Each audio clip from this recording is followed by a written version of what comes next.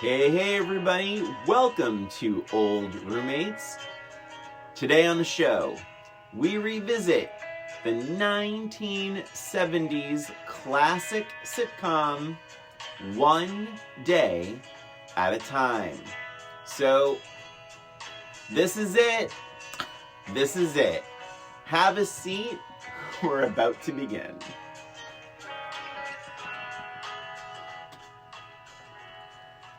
Oh, Brian, you always come up with the nicest little cold openings. Thank you. I like it. This is Old Roommates. Hello, welcome. Oh my God. This is what happens when Christina is responsible for the music. I can't do more than one thing at a time. It's okay. My listeners understand. Oh. Welcome to Old Roommates, the only podcast that revisits pop culture through a middle-aged lens. This is Christina. And this is Brian. And we are talking about One Day at a Time, 1975, possibly? I don't even know. I think I wrote it down somewhere. I don't know. And you have your phone. I mean, I just want to. But you know what? Okay. Let's just. We'd rather guess. We'll figure it out. We'd later. rather guess. We'll figure it out later. Brian, we begin this episode as we always do. Do I sound like you? I hope that's not how I sound. What's your past with the One Day at a Time? One Day at a Time. Like, let's talk about the then. I remember loving Valerie Bertinelli. I remember loving her character. I really liked Schneider. Mm-hmm. And because I was from a single parent household, a single mom, you know, I mean, not so much in the beginning of the show, but I think there was something a little relatable to that. Mm-hmm. Like, you know, how the kids go to the dads on the weekends and that kind of thing was relatable. I have to be honest, I don't think I found it like hilariously funny, mm-hmm. but I remember it feeling bright. Do you know what I mean? Like, sure. There's like that feeling you get from a show. I don't remember like laughing out loud. I couldn't remember a single joke when I was a kid, but I just remember Schneider being funny, Barbara, Valerie Bertinelli being like light and bubbly, mm-hmm. And that's kind of it. But just having a good energy about the show. Sure. How about you? Because by the way, it was on for 9 seasons. He was on forever. Yeah, it was on forever. Yeah. Yep. And even I think didn't Bonnie? I almost said Bonnie Raitt. Didn't Bonnie Franklin leave at some point? Oh, God, I feel like she left and came back. I don't know. I don't remember. I feel like every 70s sitcom had that. Like the star leaves. Wait, really quick. You need to be careful because we got trashed recently. What? We never get trashed. No. On social media. Yeah. Because we revisited 8 is Enough. Oh, but that was ridiculous. But it's important because here's what happens. I think when people search for their favorite things on a podcast, whatever, they might have no knowledge of who we even are. Yeah. And so they're just finding like 8 is Enough or One Day at a Time. So, but to them, they love that show. So for us to say like, oh, we'll figure it out later, or oh, we don't know what the exact year it came out, or did Bonnie Franklin leave and come back? Like the fact that we don't know these things. We do not anywhere in our profiles or any on our Apple Podcasts like blurb about us. We never, ever, ever say we're an expert on the subject. We're not experts. We are not We're just experts. Old. We are old roommates revisiting and giving our opinions. Yeah. If you guys are expecting professional TV show reviewers with in-depth knowledge, then you've come to the wrong podcast, quite frankly. We're just having fun. We're having fun. We're just rewatching stuff. We're old roommates just talking about stuff. We're old. We're bitter. You know, and listen. Yeah, these are our observant. Yeah, we're not. I can't even speak. See, if you're expecting eloquence. Yeah, we're not. You've come to the wrong place. Right, we're not historians, and this is part of Do your own damn research. This is Google. Part of the. Wow, Christina, we need our listeners. But I think this is it. It's like we have you're going from memory. The whole thing, this whole experiment is like, how much did we remember, and did we like it as much as we thought we did? Right. Like that's what this is really. Or did we not like it as much as we thought we did? Sometimes that's the case. Yeah, so it's like I hope we don't offend any big fans of One Day at a Time. It's not about that. This is not a recap. I mean, otherwise just Google Wikipedia, right? Seriously do. So it's But when we got, it upset me when we were trashed on social about 8 is enough. Of course, you want to be liked. It's human nature. We want to be liked. But I think that person that gave us that like scathing, yes, unfair, yes, review just didn't understand. Know the show. Yeah. I mean, and I think that she wanted us to watch every episode of the entire series. Like, that's out of control. She wanted us to watch the second season because she did. Betty Buckley, played Abby, and it was, and I agree, Abby was great, a great character, but that's not what we were doing. No, it wasn't, and so you're I'm just gonna have to deal with what we do. And by the way, if you are still listening to us, person who wrote us that scathing comments, hello, and we hope you're well. Yeah. So Christina, one day at a time. But I'm sorry, but one other thing about that. I mean, people, we live other lives. We both have full-time jobs. We both have families and responsibilities. We do not have time to watch 8 seasons of a show. 9 seasons. Yeah. I was thinking about 8 seasons. I don't even know. That was 4 seasons. Let us know. Yes, please let us know. Let me know all my mistakes about that too. Or 5 seasons. Whatever it was. She knows. She knows how many seasons. We do not have time to watch every minute of every show that we revisit. Right. And we're upfront about that. We tell you what we've watched. Christina, I apologize. Everyone. Clearly this upset you. I didn't think you were going to be... It upsets me people have like these high expectations of this. We are just 2 normal people with lives who are just recording this, this little podcast. And we just... talking amongst ourselves. If you don't like it, that's fine. We don't make a cent on this. It's like we're just doing what we want to do. I don't think I've ever been called normal before. You just called me normal. I'm sorry about that. That's weird. All right, Christina. Oh no. Oh, man, now that woman punished you. She has powers beyond. She ripped your notebook and everything. You know what? It was from another. You know what? It was from Baby Boom, so it's okay. Okay. All done. All right, so get me. Christina, so you one day at a time. So okay, I'm back now. For anybody who's still listening. So One Day at a Time, I loved One Day at a Time, and I watched it. I think I watched it with my older sisters, and I remember getting that feeling that I was watching like an older kid show. Probably because it did deal, I mean, it wasn't like heavy stuff by any stretch of the imagination, but it was probably heavier than what I would normally watch as a child. I want to say if it was 75, I was only about 8 years old. So, I mean, I was young. Yeah. But I think it was more like my older sister's show. So I think that I remember feeling like, I'm watching something that's a little old for me. Yeah. And I loved that. I loved Schneider. I thought he was hilarious. And I loved Barbara. Interesting. Same, right? Yeah. I loved both of those characters. And, I mean, I liked the mom, but she was a mom. Yeah. Always like she wasn't supposed to be cool. No, she wasn't supposed to. I looked at her as a mom. Yeah. Like, I think I related a lot with Barbara. Because I feel like we might have been... She's obviously a little older. Older, yeah. But I could relate to her almost like an older cousin or something like that. I can see that. But I enjoyed the show. And I remember... It's funny. I remember specific episodes some that we didn't even revisit. What was interesting about this to our listeners is we were looking at different episodes to watch. And... there's so many episodes that are like 3 parts, 4 parts. Oh my God. Like this, it was crazy. It was like a mini series. They were called they're very dramatic titles. Like, very dramatic. What's the girl's name? Julie's Decision. Yeah. Like, it's like, Jesus. And I kept thinking, I was like, is it an abortion episode? Did I miss this? Right. I remember, actually, speaking of Julie, I remember one of the episodes that I really remembered clearly that we didn't revisit was when she ran away with her boyfriend and got an apartment and all that kind of stuff. And that was one of the episodes I wanted to revisit, but it was 4 parts. Yeah. Like, we can't. Listen, we did that with Good Times and Penny. We cannot do it. We cannot do it for every Tom, Dick, and Julie. Yes. Sorry. So anyway, I really enjoyed this show. I loved the theme song. I mean, it was great. I remember watching the beginning credits and just loving the opening credits every time.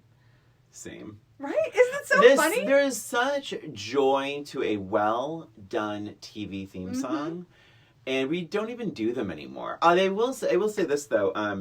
I will, just to get this out of the way, I really left the reboot. I know you were kind of conflicted a little. I thought it was a little too stagey, but I loved the reboot, and they used the song. It's redone by Gloria Estefan, and but I love that too. But I only watched a couple of episodes of that reboot. Oh my god, I would seriously laugh and cry in the same episode. Yeah. It's really well acted.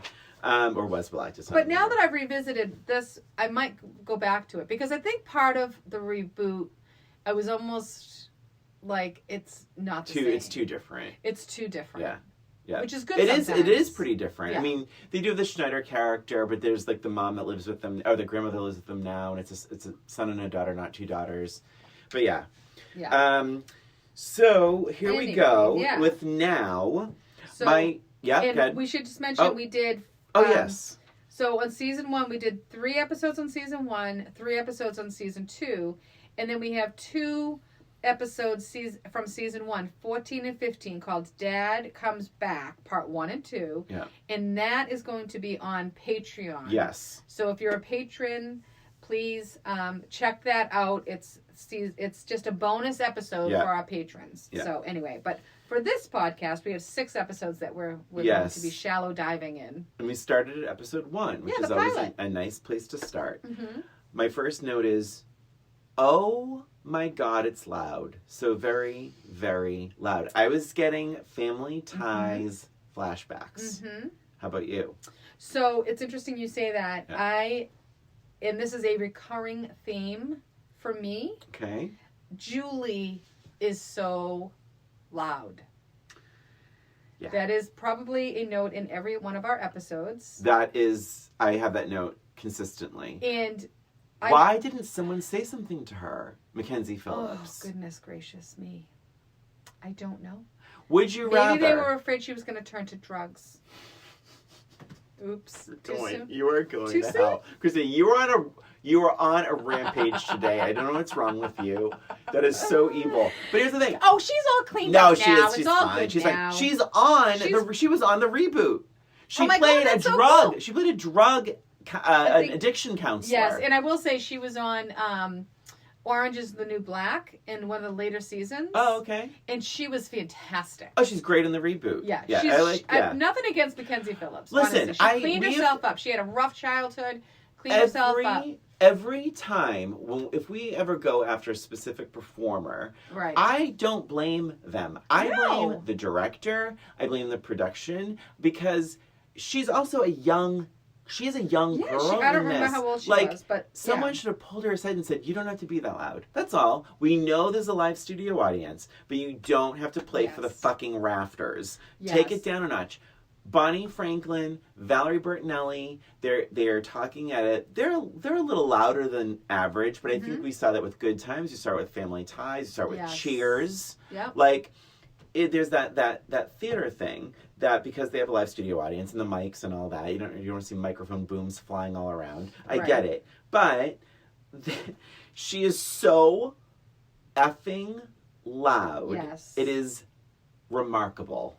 Not only is she loud, but she is so overly dramatic about every single thing that she does and talks about. She could be saying, "I'm going to the store." She's insanely. I agree with you. Someone should have said something. I don't know how this happened. And this is the first episode. I get it. It's the first episode. But this is consistent. Yeah. In every episode she's in, it's the same level of crazy. Yeah. She is like unhinged in many episodes in this. Yes. And I joked about the drugs before, but she really probably, that character could have used a little something to take the edge off. I'm not even kidding you, like some medication. At one point in this episode, Barbara says she always gets so hysterical. And I just wrote, that's the truth. That is so true. And I wrote, Mackenzie, please calm down. Yeah, well, so I will say this. She threatens to move to her dad's. Mm-hmm. Now, it seems like they just left the dad, but she's threatening to. But I will say this though, coming from a divorced home, I will say this: I'm moving to dad's. That's real. Yeah. Oh, I'm sure. My sister pulled that shit all the time. And did she get away with it? Sometimes she would do. Sometimes she would do it. And and I think when you have a divorced family like that, like I think some kids have that bargaining chip where they're like, well, oh yeah, well I'm just gonna go to dad's or I'm just gonna go to mom's. Mm-hmm. It's real, and I think I've never seen it on a TV show before, but that's probably why they put it in the first episode too. What I actually really like the first episode. Mm-hmm. Bonnie Franklin, Ann Romano's character says, and as soon as she said this line, I don't know if you wrote it down too, but she said this line, I was like, that's why this show hit so many people. I think divorce was sort of an edgy thing. I think it was coming into prominence in the 70s, like divorce. And she has a line, she says, the first 17 years, my dad was there to tell me what to do. Mm-hmm. The next 17, my husband was there to tell me what to do, and now it's just me, and I don't know what to do. And I think that resonated with so many women, and I never thought of it like that, but it's true. It's like growing up, the first 17, 18 years of your life, you are told what to do. Yeah. And then for women, I would say most women, especially of this generation, like, then their husband works. Sure. You stay at home and you raise the kids, but I'm going to tell you what time dinner should be ready. We've seen this in movies. We've talked about this all the time. Well, we just talked about this in Freaky Friday. Another 70s movie. Yeah. So it's very common theme in the 70s, I think, that's just what naturally occurred. You moved out of your house into another house to be the housewife. Yeah. So, and I think that's important in this episode that she talks about that, because then the series moves on and she's independent and she's growing her independence and all that kind of stuff. I love her character. Mm-hmm. I thought Bonnie Franklin was great, and I thought the character was pretty well written. Yeah, I liked in the first episode where she says, "Fine, go." Yeah, she calls her bluff. Yeah. I loved it. And I said, "Go." She goes, "I'll go back to Dad," and I said, "Bye bye." Like, okay, that's fine. I have a headache. Yeah, and I'm all good. But I said, I love how she sends Julie on her way. Yeah. But then immediately regrets it. Yeah. Which I think is so real. Like, I could see me as a mother being like, oh, go. And then all of a sudden it's like, oh my God, what did I do? Yeah. And like, because you question everything as a mother. And especially as a new single mother, I could see that just being like, oh shit, I just made my first decision. Yeah. And it was probably the wrong one. And Julie is just, oh my God, she is like unhinged. Like, she's just like, what do you do with a kid like that? Like, it reminded me a little bit of, I love the show Better Things, which just finished actually. Mm-hmm. But it's like, you have these unruly kids that you're just like, you know what? Do it. Just do it. Like, because it's another single mother, show. Yes. And it's like, what do you... There's only so much you can do. Well, if anybody needs that kind of attitude, it's Julie, too. Yeah. Like, she is completely... She thinks as loud as she can be, she's going to get her own way. And she really thinks that she's right. And she's being... Every single episode, I think, that we've revisited, maybe a couple of different ones, but for the most part, she feels like she is the victim. Yeah. And it's like, oh my God, go. Yeah. I do feel like, and I say this as someone who doesn't have children, but I do feel like Ann Romano, like, even if she might regret it, I think for the most part, she does do the right thing. Absolutely. And whether her kids subscribe to it or not is beside the point. Yes. Right? Because, you can only control your kids so much. 1,000%. Yeah. I totally get that. One thing that made me laugh, though, in the same episode... So, Christina, what was your take? I wrote down, it seems like Julie's been gone for a half hour. Was that fair? Or was it longer? I don't even think it was a half hour. Because... It was like real time, It was in real time. Yeah. So, the whole show was a half hour. That's true. I even wrote down, didn't take long for her to come back. And let's celebrate. Like... that's not exactly how that would go down in my house. No, it would be like, Julie, go to your room. Yes. Go to bed. We're getting KFC. Like, That's it. That's it. You would not be going out to dinner to celebrate the fact that you stopped running away from home. Right. Isn't that kind of rewarding? Yeah, that is rewarding. Yeah. Like, what? Like, I did not like that at all. I did not like that at all. Although again, she's new at this, so I was giving her the benefit of the doubt. She's new at this. She's trying to work this out. She's a handful. Yeah. I bet she was just feeling like it was a win. Maybe she was celebrating herself that she came back. But, honestly, if she stayed, would that be so bad? Right. Right? I did think it was funny that it was never, like, discussed with, like, the father. That, Julie's on her way. Right? Like, wouldn't you? I didn't grow up with those parents. Wouldn't that be a phone call?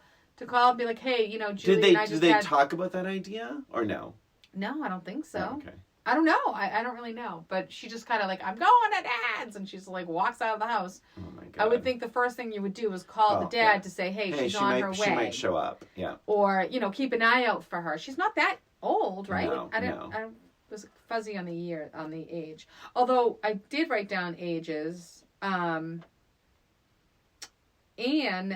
was 34 in this episode. Yeah.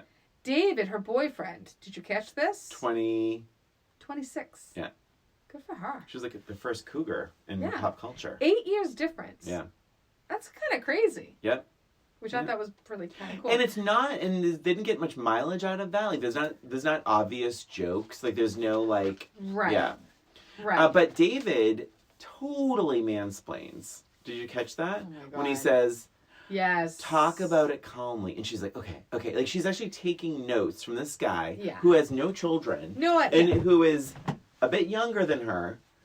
And she's like, actually, like, but she just criticized herself, saying, like, my dad bossed me around. Right. Yeah. And then 2 seconds later, And like, then that was this her other argument guy- for not marrying him. Yeah, right. Because he keeps asking her, apparently. Yeah. This was her argument for not marrying him. And then 2 seconds later, she's taking advice from him. Yeah. Like, just because you don't have a piece of paper does not mean that you're not in the same situation, bud. Right. So there is something that did not pass through my middle-aged lens very well. And I'm really shocked and saddened to say this. Let's hear it then. Schneider is gross. I didn't find him as charming and funny as I did when I was a kid. Like, he's kind of gross and sleazy. Like, I just, especially this, like, I was like, wait, Schneider's married? What a guy. I know, I wrote that. He's married? Yeah, didn't remember that. But he's only, so this is very inconsistent in this whole Yeah. series. He's not married throughout the rest of the series. Right. And then there's times where he talks about when he was married, and he was married for like a few hours, got all knelt. And then there's another conversation where he's married for a while. It was like very inconsistent with his character development. I didn't find him gross. I still found him funny, but I didn't find him very realistic. Okay. Like, he seemed to me like a I don't know, like a cartoon character or something that's like plopping in. Like, didn't seem like a real person to me. Well, the audience loved everything he did. I did love him. I still loved him. I gotta say, like, I did love him. It just didn't seem like a real person. Didn't love him as much, I'll say that. With the cigarette pack and this. Yeah. Oh no, I remembered everything. I remembered we talked about that. I remember the opening credits. Yeah. Like, especially season 2. When, Julie's dancing and then he's dancing. Like, I remember that. Yeah. I remember both of them pretty clearly, which is kind of funny. But I was happy to see the second one. Like, I didn't remember the second one until I saw the second one. I was like, oh my God, that's right. This was so fun. But I will say about Schneider, oh shit, what was I going to say? I don't know. But the suspense is killing us. Oh my God. I have no more notes in that first episode. Oh, I know. So I didn't remember him hitting on her as much. That's what I mean. That's what I mean by gross. I forgot about. I forgot about him hitting on her so much. Like sleazy. Like, yeah. I didn't care for that. She doesn't need that in her life. No, but she didn't take it seriously anyway. But. Well, I think that for a first episode, I was like, oh, it was a bit God. Much. Yeah. Again, this is all through my middle-aged lens. But I think, but as the show goes on, without giving too much away, I actually watched more than the required amount of episodes. Oh, good for you. I did. And there's a great episode in season 2 called The Singles Bar. And you kind of get a better sense of their bond between Ann and Schneider, and that's really nice. And and I wonder if it was like, I don't know if they even did this back then, but like the test audiences maybe said, "Oh, he's not as likable as they wanted him to be." It's the married thing. Yeah, like that was my first note about it. I was like, "Wait, he's married?" Mm-hmm. So maybe they were like, the married thing. He's hitting on her. He's married. It's too much. Yeah. Because you already have a divorcee. You can't have someone who cheats on his wife. I mean, it's like that's a lot. We're already trying to be feminists. Maybe not have every man be an ass. Right? Very good point, Christina. Good. No, I was just gonna say the next episode. It is called Julie's Best Friend, number 6. Mm-hmm. So super relatable back in the day, keeping the phone free. Kids will never understand. They will never get it. They will never understand that if you are on the phone, the line is busy and no one can call you. And you have no idea anybody is calling. You have no idea if anybody tried to call. There's no voicemail. There's no call waiting. No. None of that. No. And if the line's busy, the line's busy. We didn't even have an answering machine for a long time. Oh, no, we didn't either. Right? So, I mean, even that, even if you weren't home, you missed a call, you missed a call. You missed it. You have no idea if anybody called. I don't know how life happened back then. Oh, it was so much freer, so much nicer. I don't know either. So, Julie's friend has a lake house. Julie's friend's name is Beverly. My big note here is, oh my God, Julie is a chronic whiner. I can't. And she yells she yells and whines. I'm throwing it out, she said. And she's like, okay. I said, okay, so what? Enough with the threats. Freaking, oh my God. So, I guess they walk in with groceries, right? Ann Romano does a lot of grocery shopping throughout the series. Fig Newtons. I wrote Fig Newtons. That's all they do. Fig Newtons and Ding Dongs. Yeah. I wrote, I think Barbara wins for being the least annoying in this episode. Yes, for sure. Someone says, it must have been Schneider, I think, pot parties and orgies. Or orgies. Did someone mispronounce orgies? I think you misspelled it. No. I did not, Christina. I wrote it intentionally with the EEZ underlined. I think someone says orgies. Really? Yeah. I don't know who it was, though. So then I wrote, good Lord, Julie, you're so loud. And then I guess Ann rips up checks or a check. And she's like, no, Mom. No, Mom. Mom! Like, ooh. That was a Julie. Yeah, because David oversteps and writes a check to Julie without Ann's permission, which kind of pissed me off. That was annoying. That was bad. And I wrote I just wrote I hate Julie. Look at this. My first notes on this. I hate Julie. My first 2 notes. Barbara's no longer a tomboy. Julie is still yelling. Oh my gosh, she's so loud. Loud. Then this is why I couldn't really binge it. Like, I'm telling you, like, sometimes I can watch over and over, like, one after another. This one I couldn't with her. It was just too much. What does this mean? I said, Marsha Roberts, the minute she met me. I don't know. Oh. That's why I'm glad she dumped Marsha Roberts. Okay, never mind. She's talking about how loyal. She goes, all right, sorry. She's talking about her friend Beverly and how loyal she is. Yeah. So this was supposed to be a joke. That's why. Because it says, she's one of the most loyal friends there is. That's why I'm glad she dumped Marsha Roberts the minute she met me. Right. That was the correct response. But no one laughs. Silence. Oh. Silence. The timing was wrong. I noticed she had $23 worth of groceries. She had that bag. Oh, yeah, she was complaining with the prices of things. Yeah. I'm like, oh my gosh, yeah. Crazy. That's one thing about the second season opener. She walks in with the bag. It's one bag of groceries, and like her daughters walk out of the apartment, and she's like, ugh. It's like, Ann, it's one bag of groceries. Come on, be a woman. Well, and what's interesting is I kind of get it because Did you notice when Barbara helped her put the food away? No. Oh, you missed a doozy. You missed a doozy. Barbara decided she's going to help her. Okay. So what does she do? She takes the bag and puts it in the refrigerator. She doesn't take the food out of the bag.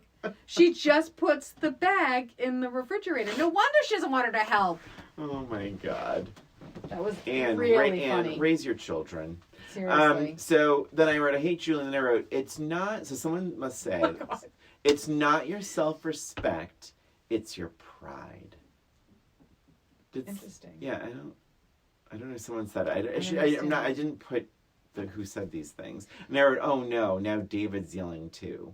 There's a lot of yelling in this Everybody's one. yelling. Yeah. Everybody's yelling. And then Julie is walking around with a duster. I'm like, what is Julie doing with that duster?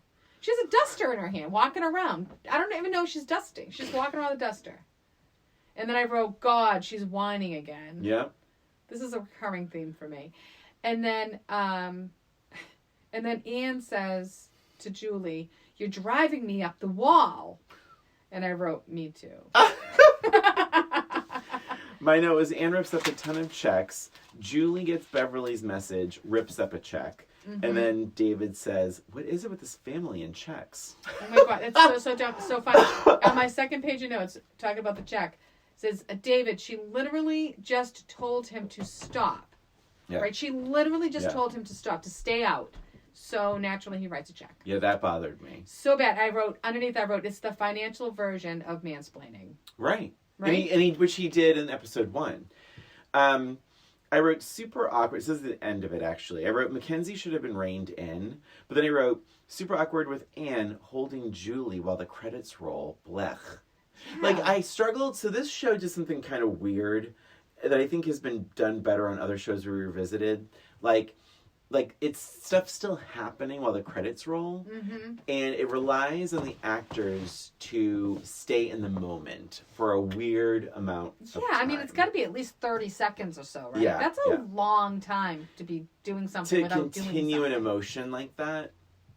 And I don't think it's ever done well in any of the episodes we watched. It's always super awkward. It's very awkward. One little interesting tidbit. Yeah. I read that the producers had Valerie Bertinelli take acting lessons during the season's hiatus, which I thought was interesting because I thought she was good. Oh my God, she's so natural. Yeah, that's what I said. I said she's natural and she's green. But she acts like a kid. Yeah. So I thought that was really interesting that they would have her take acting lessons, but Mackenzie Phillips is not taking any. That is bizarre to me. Yeah. I didn't read that. Yeah.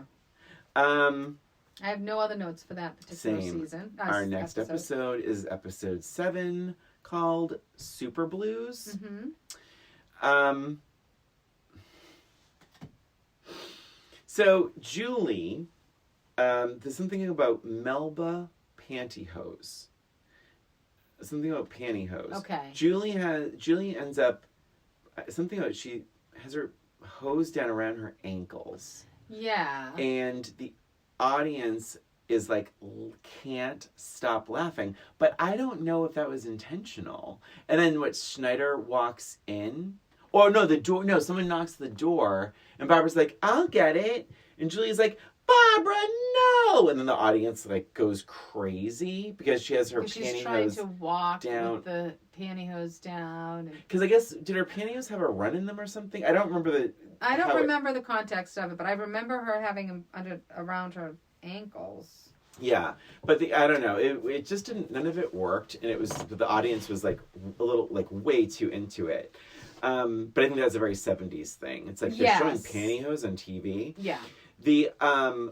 The line reading that got me on this one was Julie's, of course. Okay. She delicately screams at the top of her lungs.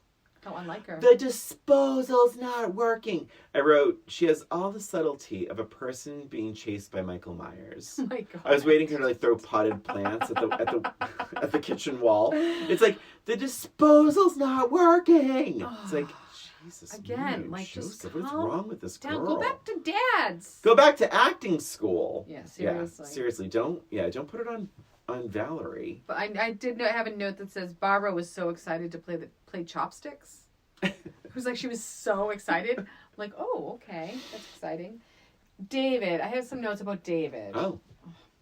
First of all, he can't zip her up, which is weird. Like, he just can't zip. It's a zipper. Yeah. He says he tells her he wants to make love in front of the kids. Like, the kids are sitting right there. Like, seriously? Yeah. I wouldn't do that. Like, no one does that. Right. Then the other thing is, I just wrote that he isn't very likable. He's very mean about Schneider. Mm-hmm. And he's very dismissive about Ann's needs and wants. Like, I don't know why... I don't know.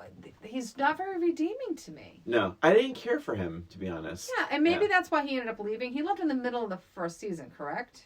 Well, I didn't see him again after that. Yeah, he leaves at some point. I think one of the titles was something like David Goes Away or something. Okay. David's Job. Yeah. Or something like that made me feel like that was his last episode. I did not watch it. But yeah, he's just not really a likable character. I don't know why... They had him there in the first place. Well, I think she needed that tension because here's the guy who's telling her what to do again. But the show is about this woman, and I know what you're saying. Yeah. I do know what you're saying. The show is about a divorced woman trying to raise her 2 kids. And I felt like they didn't have enough faith in that concept, and they had to throw a man in there, right? To like... But I don't disagree. It's a very 70s kind of thing, I think. Yeah. Because he's in the credits. He's in the opening credits. Right. Yeah. In the original concept of this show, she only had one child. She only had Julie. Oh, wow. Yeah. She didn't have Barbara. So they threw Barbara in. Thank God. Thank God. God, can you imagine? I wrote, Schneider's hurt about not being invited, but why would he be invited? Just generally speaking. Yeah, I think, it's kind of a weird thing. Like, he thinks of himself as more of a friend than they think of him. Yeah. I think that was the whole, idea of this episode. He finds out, the whole building was invited, which seems unrealistic to me. I'm not inviting my whole neighborhood. I would never invite my whole building to my party. So, I think that, yeah. Yeah. And they wrote... I wrote, seriously, Anne would rather have Julie there than Schneider. Because to me, that was the thing. It's like, wait, the kids are going to be there? Julie's going to be there? Then of course you invite Schneider. Yeah, why Please, not? he's the least of your worries. Seriously. I did like his line where she says, I want you to come back to the party. He said, did something else break? Ooh. That was pretty good. But he also says in this episode, when they're having this heart-to-heart, which I liked the conversation between him and Anne. Yeah. I thought it was a really nice moment. Mm-hmm. But he does mention in it that he was divorced 10 years ago. Okay. So this is one of the other inconsistencies. Yeah. So I don't think it was, 10 years ago. It was the pilot episode. I did like that. I thought that was a cute scene as well when they're talking with the Bride of Frankenstein at 3 a.m. Yes. And one of them says, I cried at the wedding. And then the other one says, I was jealous. And I like that. I wish they had done more with that, because that would have been a really nice friendship. Yep. A man and a woman friendship. I mean, that could have been really, really strong. Yeah. And it would have diffused a lot of her parenting stuff, and as long as they didn't have that sexual tension, which I didn't feel any sexual tension, right? It's not at all. From 2 different worlds. Yeah. That would have been a nice connection. I wish they had done more with. At one point, he does grab ice for her drink with his hands, and the audience laughs. But I don't know if it was intended to be funny. Oh. Did you? I didn't even catch it. Yeah, I noticed it, and they laughed, but I don't think, because I think he just grabbed it and plopped it in. Oh. And I think she drank it from after that. I don't know. It's pretty gross. So I'm ashamed of myself because I laughed at something so ridiculous. Oh boy, what was that? The whoopee cushion. I laughed out loud. Christina, I literally laughed out loud. And I think part of it is because it was so loud. Mm-hmm. And they did it twice. Yeah, it was silly. I thought it was pretty funny. Whoopee, what's not funny about whoopee cushions? Yeah. Come on. That was all my notes for that. Same. Are we ready to jump into season 2? Season 2 with a special guest star. I mean, it really goes off with a bang. Mark Hamill plays Schneider's nephew, Harvey. Yep, from, of course, Star Wars fame, which we recently revisited. Yeah, we did. So if you haven't listened to that episode, check it out. But yeah, Mark Hamill. I was trying to figure out. I think, did I write it down? I did look at when he did Star Wars and when he did this, and I forget now. This was before Star Wars. This is before Star Wars. Okay. But he's a thief. Mm-hmm. A bad one. I mean, he's stealing things that are very noticeable. Stupid. He's stealing a giant tape recorder. He's huge because of the 70s. He's stealing a giant tape recorder. And he doesn't think it's going to be noticed. No. Or he doesn't care if it's noticed. You mentioned the audience previously and that they didn't laugh or whatever, you know. Mm-hmm. This was interesting. They did laugh when Julie was doing yoga, but I'm going to honest, she was amazing. She was great at it. Julie should be a yoga instructor. Yes. And she was so good. And the audience, I think, figured it out. At first they laughed and then they clapped.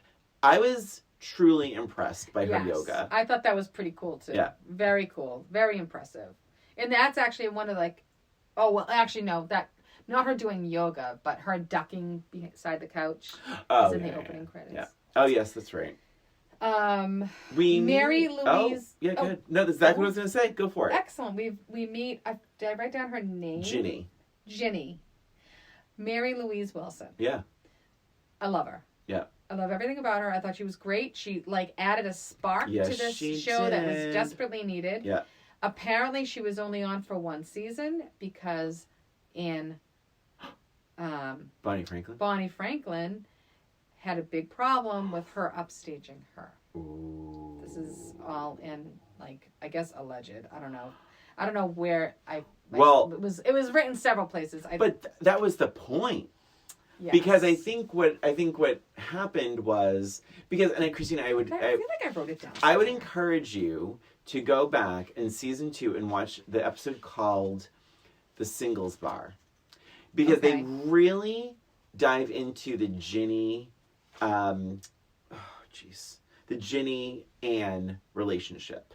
Oh, okay. So because Ginny is like that exploring her sensuality as a new divorcee. And she is, by the way, Ginny, we find out, has multiple ex-husbands. Mm-hmm. So she has this spark to her that she uses to encourage Ann to take more chances. And I think that energy is needed. I loved her. I thought she was great. Yeah. When you accuse a Schneider, you accuse America. Good to know. That's a quote. Good to know. So I have a note about Ann, and this is funny. I wrote, Ann was awfully sedate when the stealing stuff was going on and all the and I wrote, where's the crazy yelling Ann from season 1? Right. Yeah. It was a little strange. Yeah. Oh, it says right here, Julie's 17. Somewhere she said she was 17 in this episode. So I don't know. It's weird. Anyway, I had mentioned that earlier. Yeah. What did I say that? Yeah. I have that written down somewhere. I don't know where. But she was very.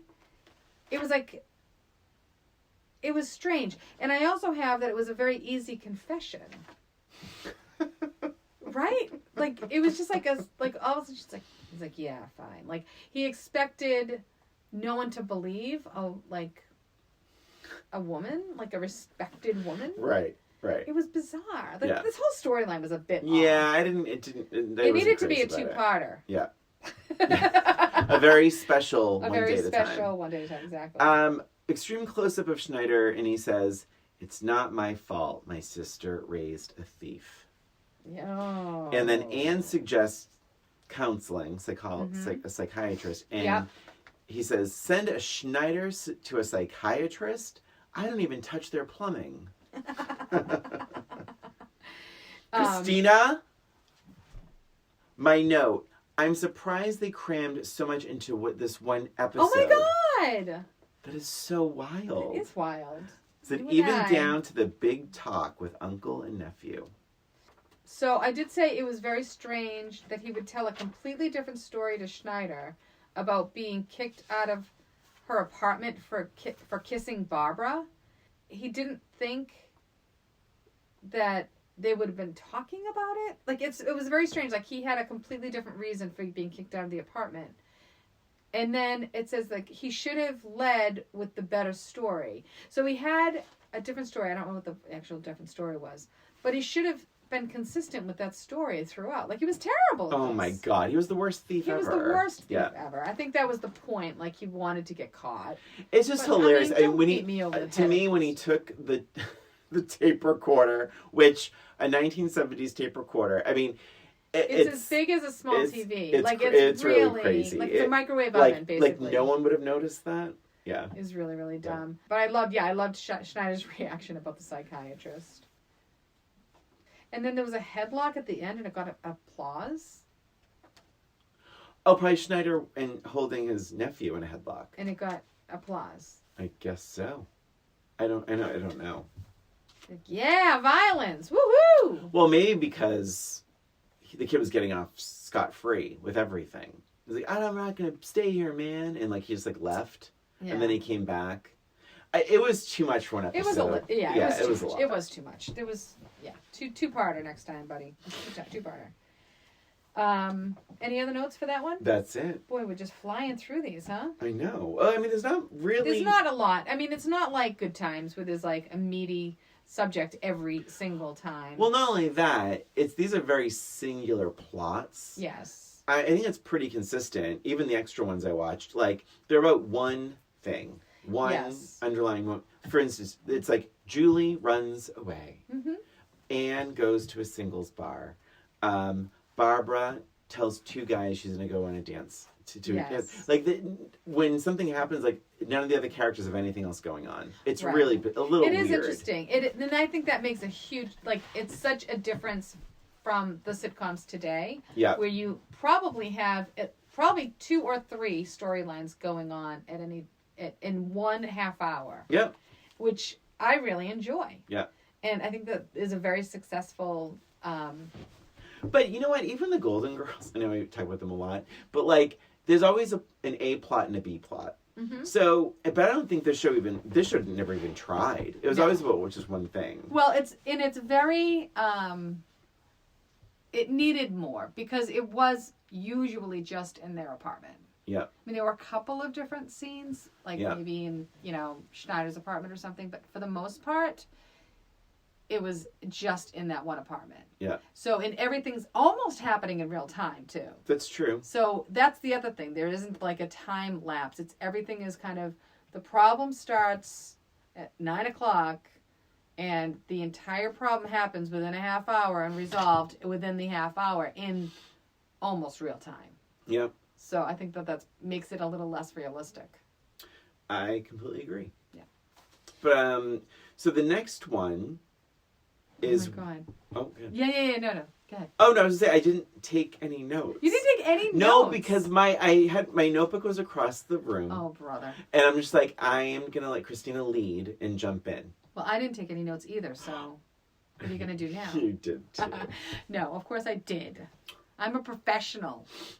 So, episode 21, Barbara plus 2 is the name. Wait a second. Oh, it's the other one I didn't. Sorry. This one I did. Yeah, Barbara. But it's episode 22. I have it as episode 21. Uh-oh. It's the same episode it's on name. Pluto. Yeah, Barbara plus 2. We watched all of these on Pluto, by the way. Yeah, Pluto. So the kid from Caddyshack is Cliff. Scott Columbia. This guy comes up over and over in my life. He does. And I think I know why now. This brought it all to light. Oh, my God. Because I loved Valerie Bertinelli as well as Barbara. And so I was kind of involved in her life a little bit, teen magazines and stuff like that. She dated Scott Columbia in real life for a long time. And I think that's why because he was in Caddyshack. Yeah. He was in Porky's. Oh my gosh, yeah. He was in another one, and then he was in this. And I was like, oh my God, Scott Columbia shows up again? Yeah. And I think this is where I first knew him. Wow. As Cliff Randall, because he has a recurring role as her, boyfriend. He's in a couple of episodes. Well, yeah, he's in a couple of episodes.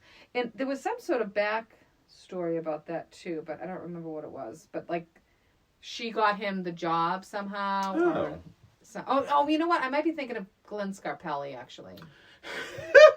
That might be the story I'm thinking of. Anyways, so I have some not so nice notes on this one. Yeah. So she's pretty obvious. As my first note is that Barbara is very obvious. In chemistry, she was all over him. Like, come on, Barbara.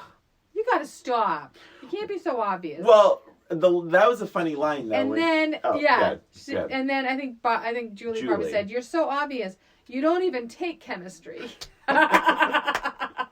that the line you're talking about? Yeah. I also, so one thing about Julie in this episode, she looks older than Anne. The makeup on Mackenzie Phillips in this episode, her eye makeup is so black and dark. Yeah. She looks older. Her hairstyle, she looks about 35 years. She looks older than Anne in this episode. Yes, she does. Yeah. Yes, she does. I didn't know who Bob was. He's, I guess, the shy, nervous neighbor. I don't remember him at all. Bob, question mark. Yeah. Who the heck is Bob? He's in the apartment by himself. He's just hanging out. And he's not likable. I'm telling you right now. He was supposed to be this cute little nerdy guy. Not likable. He was just always there. Like, ugh. But the audience seemed to like him. Like, I don't know why. It's like, hi, Bob. Anne's like, hi, Bob, how are you? And he I wonder if he's been in other episodes that we didn't see. And he says, well, I got rid of my dandruff, but I think I'm getting a wart. The audience busts out laughing. Oh like, God. What? Huh? Yeah. And then I did laugh, though, when Barbara's like, he says, Barbara, would you go to the dance with me? And she's like, sure, Bob, I'd love to. And he goes, why? That's pretty funny. What was his... I feel like he was familiar to me, the actor. Yeah, I don't know. I think he looked familiar as well. He was in something. Yeah. So, I just wrote predictable situation, predictable outcome. And I wrote, she likes Bob? Really? Could have fooled me. She was nothing but mean to him and rude to him through the whole episode. Yeah. I said I like Anne's parenting style. I did like her style. I don't know why I wrote that, but she did something I agreed. And I also wrote, Julie is much better when she's not the focus. Completely. It was refreshing to have her not screaming through an entire episode. Yeah, yeah. Although she did scream at the table because she's like, something about like, can I be frank? Or no, you need to be frank with him. Or was it Frank that she said? Maybe. And then Julie's like, no, she'll probably ask Frank to the dance too. It's like, oh jeez. That's hilarious. And Cliff, when he ever said, well, I decided to take pity on you and ask you to the dance. And she was all over that. What a charmer, and Yay, she was totally accepted. Thank you for taking pity on me. One line that rubbed me the wrong way. I just don't know if someone would ever say this to their mother. But Mom, Cliff is the foxiest guy in school. To me, foxy means sexy. And would you ever say... It's definitely, that's not something you would say. Honestly, Emily wouldn't even say that word. Like, she would be embarrassed to say that he was But sexy. even through, like... But she wouldn't I see what you're saying. Yeah. It's the word sexy, I see. Yeah. Or foxy. I mean, if she thought someone was hot or something, she wouldn't say, oh, he's hot. Like, that's embarrassing to say that. Like on Some Kind of Wonderful, when the little daughter's like, so-and-so said, he's a fox. Oh, yeah. And it was like this big... Well, didn't she say something about Amanda Jones, too? She's like, oh, she's sex on a stick or something. Did she say something like that? I'm trying to remember. She was so funny. Yeah. I loved her. What was that actress's name? Candace Cameron? No. Wasn't it? In Some Kind of Wonderful? It wasn't Candace Cameron? Beret? Wait. Some Kind of Wonderful at the table. No. Oh. I'm thinking of this girl. It's not Candace Cameron. You're thinking of Maddie, whatever. I'm thinking of Maddie. The other sister. The other sister. Yeah. That's exactly what I'm thinking of, yes. Because I was trying to think of like what her character's name was, and I'm like, it was Some Kind of Wonderful, right? And it was. Oh, so I think Maddie. Yes, I think Maddie said the thing about it. You're right. Amanda Jones. Yes. The little sister says something about Hardy Jens or something. But he's a total fox. Or something. Oh yeah. All right, and that's another episode we have revisited. Some Kind of Wonderful. Kind of Wonderful. Episode 7. Was it 7? Yeah. Holy way back crap. when. And we're on episode 147. 146. It was almost 140. No, this is 147, I think. Is it? Oh my God. That was 140 episodes ago, Brian. God. We could revisit our revisit at this point. That is insane. Oh my gosh. So funny. Getting back to this one, I wrote, Schneider's annoying in this episode, but the audience still loves him. Yeah. I have to say, like, I liked Schneider in these episodes. I really did. I don't know. I did laugh out loud. Bob, oh my God, it's so fucking rude, but I laughed. So he basically tells Barbara, and this was not handled well, that he met someone in his dance class. And I loved how this all shook out. I really did.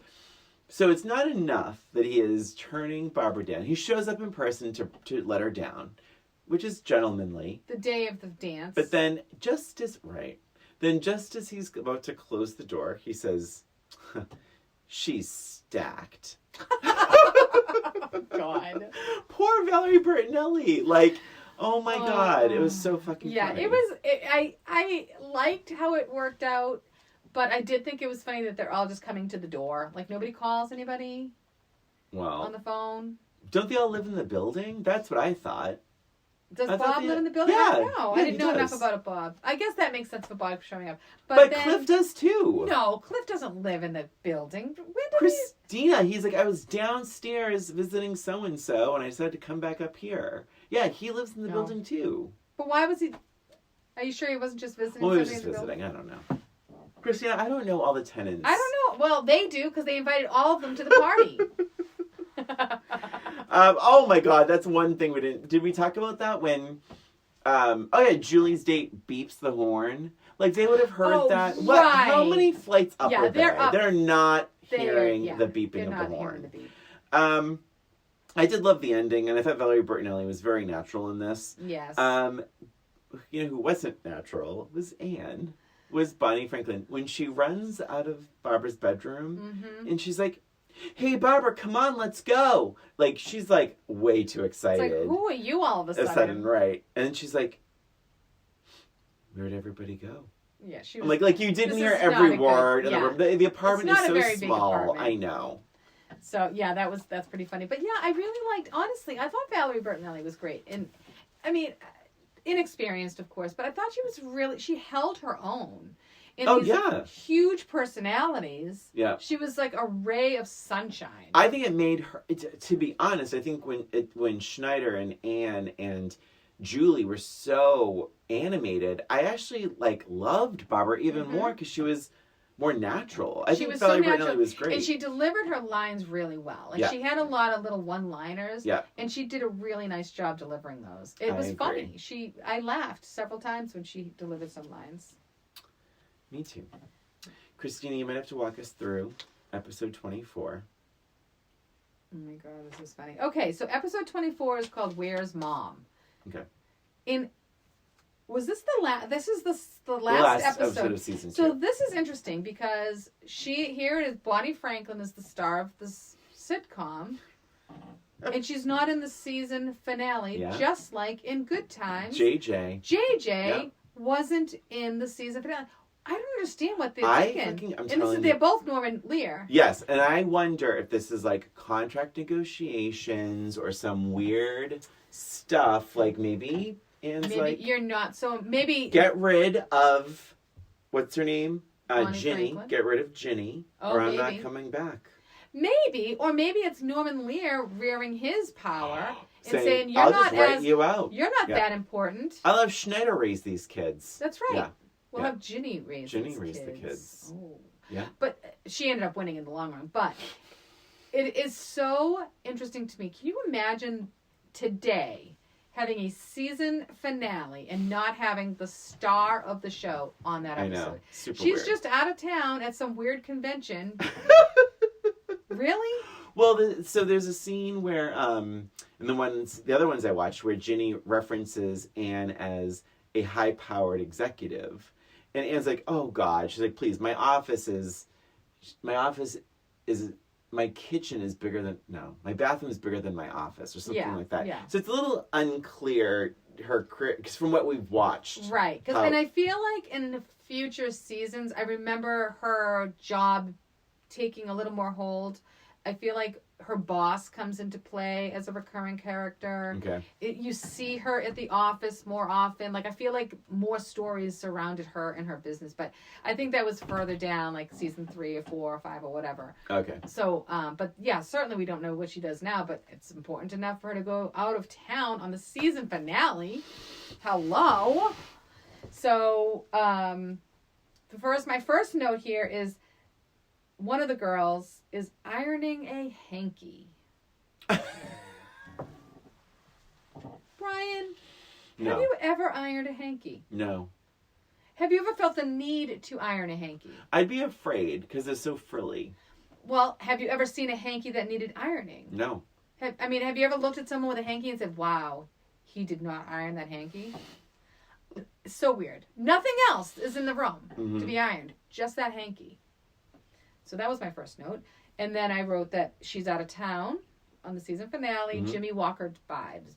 So yeah, something's going on there with Norman Lear. I would love to have a conversation with him and just be like, what were you thinking? Like, what was happening there? It was one or the other. It was a power play somewhere down the line. Yeah, 100% agree. So we're back on stage is one of my next notes. Julie is so She hasn't learned a damn thing. So I wrote, she is so much with like 5 O's when she's center stage. I can't not. So I wrote, OMG. Cheryl invites them to the party at 10 o'clock. At 10:03, they're yelling at the phone to ring. 10:03. Give this girl a break. Give this girl a break. So, and then I said, oh, I thought Barbara was going to shower. Like, the whole thing was, it was at 10 o'clock. Barbara was going to shower and get over there or whatever. And now they're waiting at 10:03 for the phone. It was, timing wise, was so ridiculous. It was really, really ridiculous. Because they were waiting for the mom to call. That's what it was. So they're waiting for Ann to call from the thing. Also reminded me of Good Times. Yes. With Florida. Waiting for Florida to come. So bizarre. So at one point, so Julie gets back to yoga, but she's not in yoga clothes. She's standing behind Barbara and stretches her leg all the way up behind her. Did you notice this? Just not in the script. I think she was just stretching. There was no reason for it. She was in just regular clothes. It was very, very strange. And then I felt like the rest of this episode, it was this very strange 2-man show. So it's just the two of them for the rest of the episode.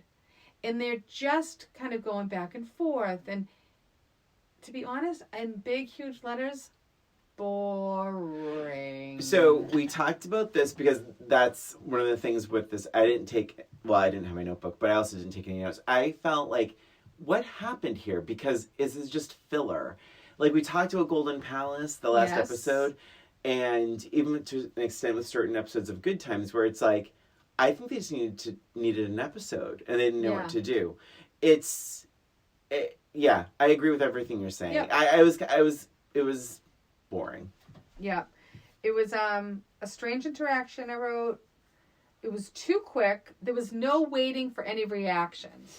So, like, someone would say something, and someone would say something back, and then someone would say something and say something back. There was no reacting to, like you're nodding your head right now. That's a reaction. There was none of that. Yeah. It was not a normal conversation. It's what happens when you think someone in your cast needs acting lessons and the other person is louder than Christ. Yeah. That's exactly what happens. So, but no, it wasn't funny. No. And then it said, and now they're screaming. And then I wrote, how long is this episode? Like, it was so boring, not entertaining. I don't think anything was resolved. It was like they're yelling and then not yelling, and I don't know. It was whatever. And at the very end, Ann walks through the door, and I wrote, it's such a relief to see Ann. Not because I was worried about her, I wasn't worried about it. I didn't think anything. I mean, obviously, as an audience, I knew, but because I needed a break from the 2-man show. Yeah. Yeah. It was too much with just that the two of them cannot carry a half-hour show. That's a learning experience right there. I don't know why that was the approach. If that were to have been like the 8th episode, it would have been just so strange. Like this weird experiment. I don't know. Especially when you had Bonnie Franklin at your disposal anyway. Like Bonnie Franklin, you have Schneider. That's true. You have Bob. Yeah. I mean, I would have welcomed Bob. Ginny. You have Ginny. Yeah. Why was it? And Ginny must have already left at that point. Maybe. I sadly didn't do much research. I gotta be honest. I know that. No, it was because she was upstaging her and she wanted her to go, and so she left. But I'm surprised she didn't wait until the last season. She certainly could have saved this episode. Well, in terms of the series, I will say they wanted to keep the producers and the network wanted to keep it going, and Bonnie Franklin and Valerie Bertinelli weren't interested. They wanted to do different things. But yeah, I don't. Is that all your notes? Yeah, I obviously didn't have any for that one, but I do have a match game. Fantastic. Okay. Oh yeah, so before that, more, less, or about the same? Less. I know, it's harsh. Wow. It's harsh, but it was a lot. Mm-hmm. I mean, I honestly, maybe it was the episode choices. I don't know, but I didn't feel like there was enough meat to the episodes to hold my attention for a half hour. Yeah. And Julie was just so much. It really was so much. It gave me a headache. I almost dreaded watching it at times because I'm like, I don't know if I can do this right now. Wow. Yeah, so sad. But I did love Valerie. I still loved Valerie Bertinelli. Yeah. I liked Schneider still. Yeah. In a different way. I think as a young girl, it was a different kind of, oh, he's so funny. Yes. And as an adult, I took a little bit of a different take on him, but I still liked him. And I loved Bonnie Franklin. I thought she was really good. Yeah. So my vote is about the same. Mm-hmm. It's like because when I was a kid, I didn't really I thought it was just it was like a sunny type of show. It made me feel good. Like there was a good energy to it. And now through my middle-aged lens, I think I liked the plight of the single mom in this, and I liked Valerie Bertinelli. I liked some of the acting, but what kept it down was the theatrics of Mackenzie Phillips, and some of the other situations were just very loud. Yeah. And as we know, through our middle-aged lens, we cannot do the loud. We can't do loud. No, we can't. So, are you ready for my match game? I am. Oh, and the one other thing that threw me off too was just that one scene all the time too. Oh yeah. I just don't think I have the attention span for that. The Barbara and the 2 dates thing. They at least went to school. They did have a couple. Yes, one scene in the school. I think is. Yeah. So my match game is this. Schneider is such a womanizer. How much of a womanizer is he? Even his business card says, handyman, great at plumbing, fixing, and blank. Okay. So you know Schneider's business card. Handyman, great at plumbing, fixing, and blank. He's such a womanizer. All right, I'm just going to go for it. All right. I don't think anybody would put this on a business card, but anyway. All right. Ding. Ding. All right, Schneider's business card says, handyman, great at plumbing, fixing, and blank. Fucking. Christina wrote the F. Christina wrote fucking. I wrote screwing. Oh my because God. Because it's a handyman. It's so a double entendre. Brian. Oh, that's better. God. That's good. Do you have a match I game? almost wrote humping. That would have been a little bit better. Well, I mean, screwing is just that funny. Screwing is perfect. It's a perfect answer. Yeah. Okay, so I have a match game as well. My match game question is. Yeah. Mackenzie, Phillips is so loud. How loud is Thank she? you, finally. She's so loud, they wouldn't even hire her on blank. Oh my god. And the volume's down. Oh jeez. Oh jeez. Sorry. Oh god.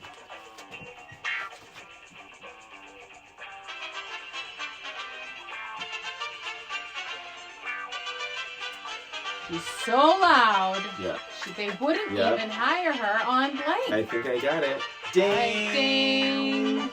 All right, and I think we're probably gonna match. I hope. I think we haven't matched in a while, Brian. We haven't matched in a while. It's all up to you because I have a great answer. They wouldn't even hire her on WWE. Oh, Brian, you missed a really great opportunity. What was it? They wouldn't even hire her Family on Ties.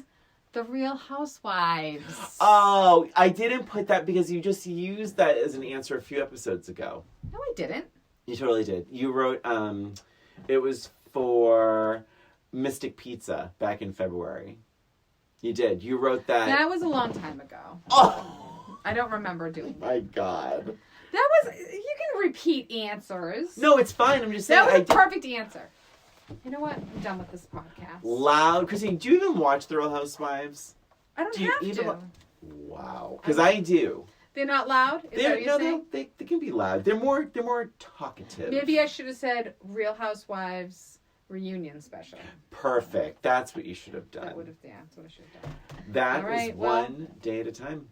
This was it. And don't forget Patreon. The Patreon. We have a talked bonus. about it before. We have a bonus episode. Dad comes back, part 1 and part 2. Nice. On Patreon. And so it's patreon.com/oldroommates. So we will see you there. See you there. And that's it for this episode of Old Roommates. Thank you for listening. For bonus content, please visit us at patreon.com/oldroommates. And follow us on social media, Instagram, Facebook, @oldroommates. Thanks for listening. See you next time.